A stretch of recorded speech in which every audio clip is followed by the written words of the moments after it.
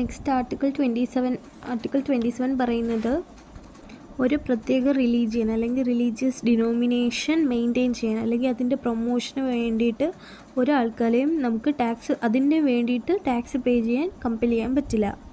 അതായത് ഒരു പെർട്ടിക്കുലർ റിലീജിയനോ അല്ലെങ്കിൽ റിലീജിയസ് ഡിനോമിനേഷനോ മെയിൻറ്റെയിൻ ചെയ്യാനോ പ്രൊമോട്ട് ചെയ്യാനോ വേണ്ടി ടാക്സ് അടയ്ക്കാൻ ആരെയും നമുക്ക് കമ്പൽ ചെയ്യാൻ പറ്റില്ല.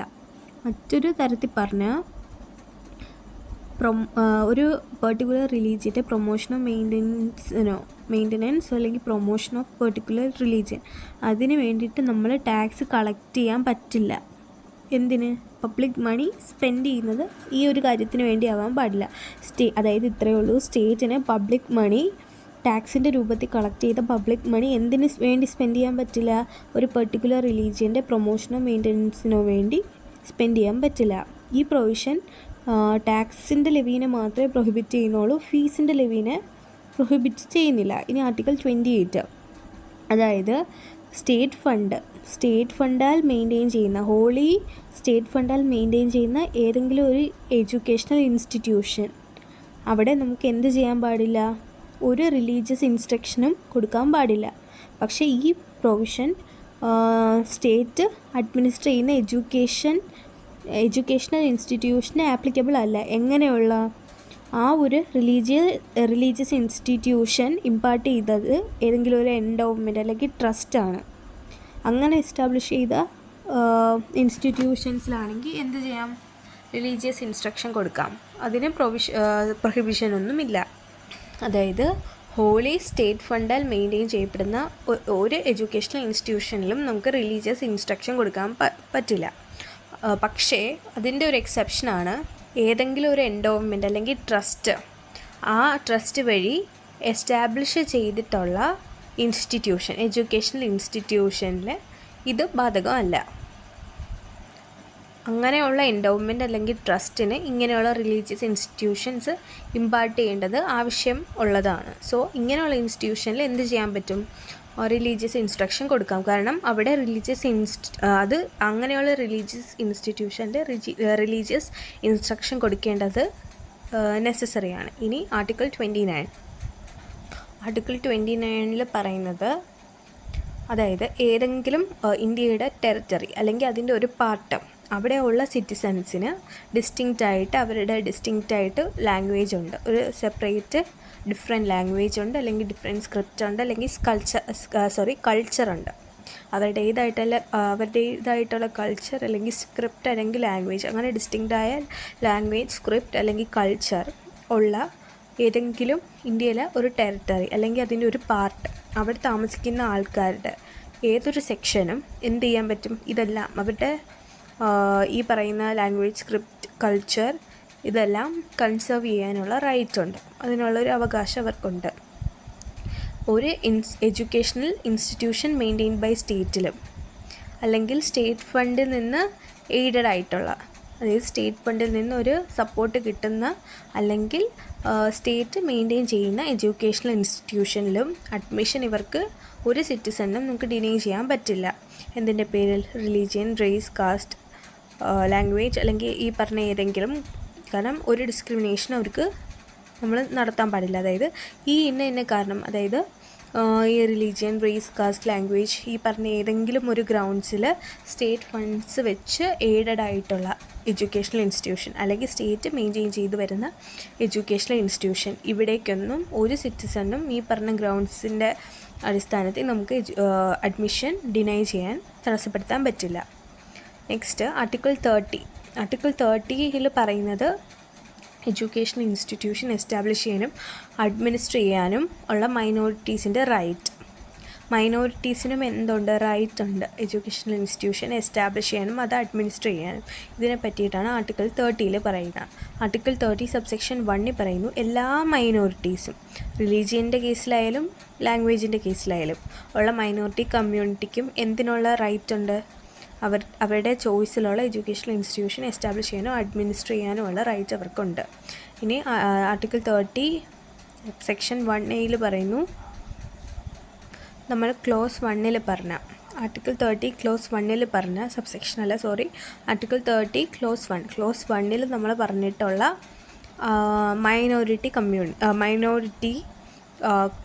മൈനോറിറ്റീസ് ആ മൈനോറിറ്റീസിന് അഡ്മിനിസ്റ്റർ ചെയ്ത് അല്ലെങ്കിൽ എസ്റ്റാബ്ലിഷ് ചെയ്തിട്ടുള്ള എഡ്യൂക്കേഷണൽ ഇൻസ്റ്റിറ്റ്യൂഷൻ അവരുടെ ഏതൊരു പ്രോപ്പർട്ടിയും കമ്പൽസറി ആയിട്ട് അക്വയർ ചെയ്യാൻ വേണ്ടിയിട്ട് ലോ നമ്മൾ മേക്ക് ചെയ്യുന്നു. ആ സമയത്ത് സ്റ്റേറ്റ് എന്ത് ഉറപ്പ് വരുത്തണം? എമൗണ്ട് ഫിക്സ് ചെയ്തിരിക്കുന്നത് അല്ലെങ്കിൽ ആ ലോയിൻ്റെ കീഴിൽ ഡിറ്റർമിൻ ചെയ്തിരിക്കുന്നത് എന്തിന്? ഈ പറയുന്ന എഡ്യൂക്കേഷണൽ ഇൻസ്റ്റിറ്റ്യൂഷൻ്റെ പ്രോപ്പർട്ടി അക്വിസിഷന് വേണ്ടിയിട്ട്. അത് എങ്ങനെയായിരിക്കണം? ഈ ക്ലോസിൽ പറയുന്ന രീതിയിൽ ആ റൈറ്റ് ഗ്യാരൻറ്റി ചെയ്തുകൊണ്ട് അതിനെ റെസ്ട്രിക്റ്റ് ചെയ്യാനോ അബ്രോഗേറ്റ് ചെയ്യാനോ പാടില്ല, അതിനെ തടസ്സപ്പെടുത്താൻ പാടില്ല. അതായത് അവർക്ക് റൈറ്റ് കൊടുത്തുകൊണ്ട് തന്നെ ആയിരിക്കണം ആ എമൗണ്ട് നമ്മൾ ഫിക്സ് ചെയ്യാൻ. അതായത് compulsory acquisition of A property അത് ആര് മെയിൻറ്റെയിൻ ചെയ്തത്? നേരത്തെ ക്ലോസ് 1 നമ്മൾ പറഞ്ഞ എഡ്യൂക്കേഷണൽ ഇൻസ്റ്റിറ്റ്യൂഷൻ ഒരു മൈനോറിറ്റി എസ്റ്റാബ്ലിഷ് അല്ലെങ്കിൽ അഡ്മിനിസ്റ്റർ ചെയ്തിട്ടുള്ള എഡ്യൂക്കേഷണൽ ഇൻസ്റ്റിറ്റ്യൂഷൻ അവരുടെ കീഴിലുള്ള അവരുടെ പ്രോപ്പർട്ടീനെ കമ്പൽസറി ആയിട്ട് അക്വയർ ചെയ്യാൻ വേണ്ടി അക്വിസിഷന് വേണ്ടിയിട്ട് ലോ മേക്ക് ചെയ്യുന്ന സമയത്ത് അതിൽ ഫിക്സ് ചെയ്തിട്ടുള്ള എമൗണ്ട് അല്ലെങ്കിൽ ആ ലോ ഡിറ്റർമിൻ ചെയ്തിട്ടുള്ള എമൗണ്ട് എങ്ങനെയായിരിക്കണം? ആ റൈറ്റിനെ റെസ്ട്രിക്റ്റ് ചെയ്യാനോ അബ്രോഗേറ്റ് ചെയ്യാനോ പാടില്ല. മാത്രമല്ല ആ റൈറ്റ് ഗ്യാരൻറ്റി ചെയ്തുകൊണ്ട് വേണം ആ എമൗണ്ട് ഫിക്സ് ചെയ്യാൻ വേണ്ടി. അങ്ങനെയുള്ള ഒരു കാര്യം ആര് ഉറപ്പുവരുത്തണം? സ്റ്റേറ്റ് ഉറപ്പുവരുത്തണം.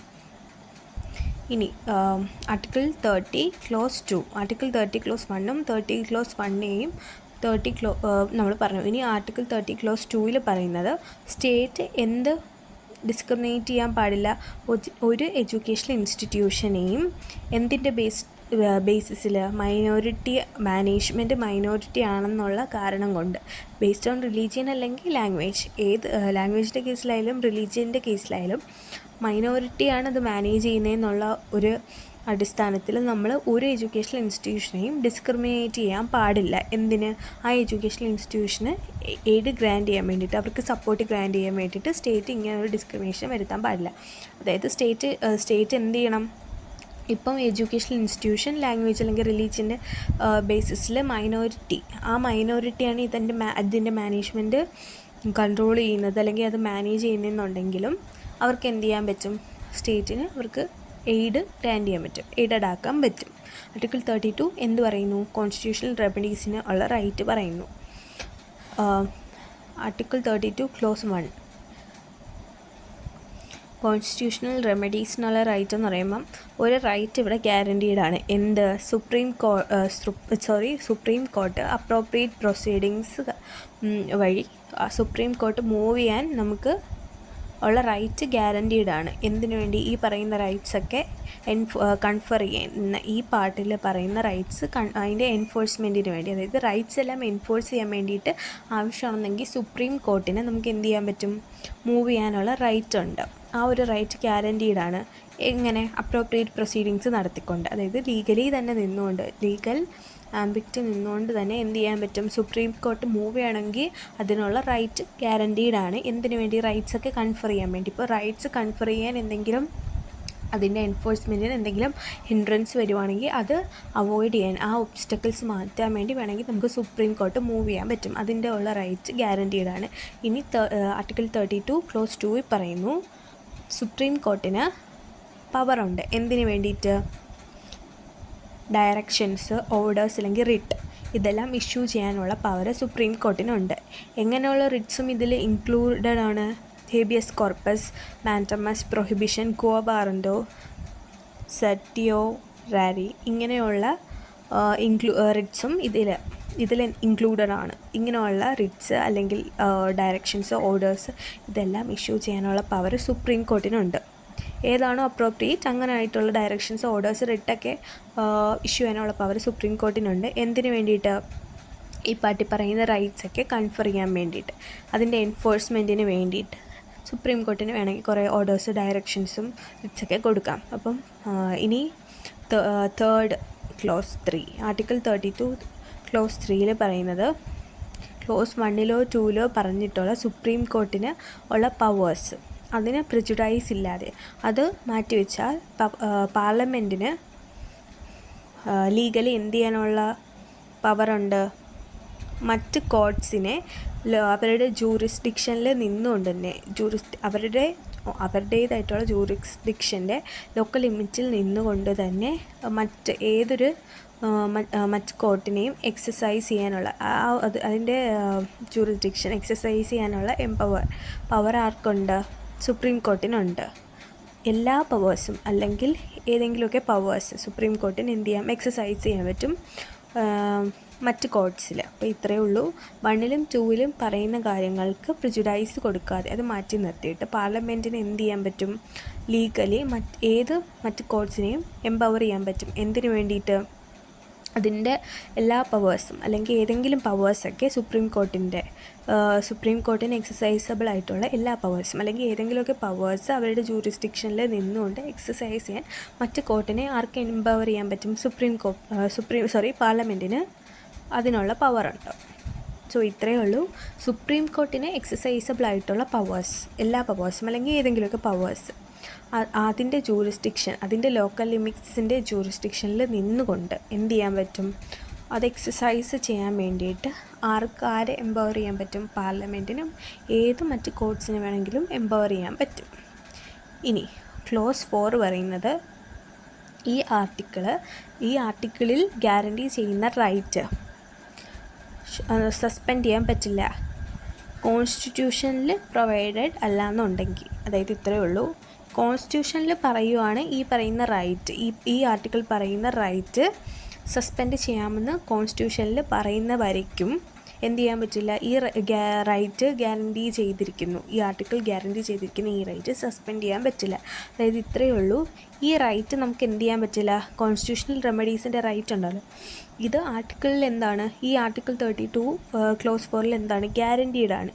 ഈ റൈറ്റ് എന്ത് ചെയ്യാൻ പറ്റില്ല? സസ്പെൻഡ് ചെയ്യാൻ പറ്റില്ല except in case of as it is provided in the constitution അങ്ങനെ പറയുന്നുണ്ടെങ്കിൽ നമുക്ക് എന്ത് ചെയ്യാൻ പറ്റും? ഈ റൈറ്റ് സസ്പെൻഡ് ചെയ്യാൻ പറ്റും.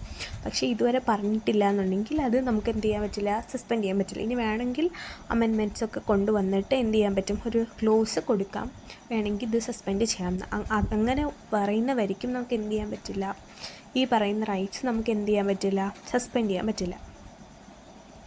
സോ ഇത്രയേ ഉള്ളൂ. സുപ്രീം കോർട്ട് വേണമെങ്കിൽ മൂവ് ചെയ്യാൻ പറ്റും for the legal enforcement of rights. ഇനി സുപ്രീം കോർട്ടിന് എന്തിനൊക്കെയുള്ള റൈറ്റ്സ് ഉണ്ട്? ഡയറക്ഷൻസ്, ഓർഡേഴ്സ്, റിട്ട്സ് ഒക്കെ ഇഷ്യൂ ചെയ്യാനുള്ള പവറുണ്ട്. മാത്രമല്ല ലോക്കൽ ലിമിറ്റ്സിൽ നിന്നുകൊണ്ട് തന്നെ പാർലമെൻറ്റിന് ഏതൊരു മറ്റു കോർട്ടിനെയും എംപവർ ചെയ്യാൻ പറ്റും. എന്തിന്? സുപ്രീം കോർട്ടിൻ്റെ പവേഴ്സും ഒക്കെ എന്ത് ചെയ്യാൻ വേണ്ടിയിട്ട്? എക്സസൈസ് ചെയ്യാൻ വേണ്ടിയിട്ട്. പിന്നെ ഈ റൈറ്റ്സ് ഒന്നും നമുക്ക് എന്ത് ചെയ്യാൻ പറ്റില്ല? സസ്പെൻഡ് ചെയ്യാൻ പറ്റില്ല except as provided otherwise by the constitution.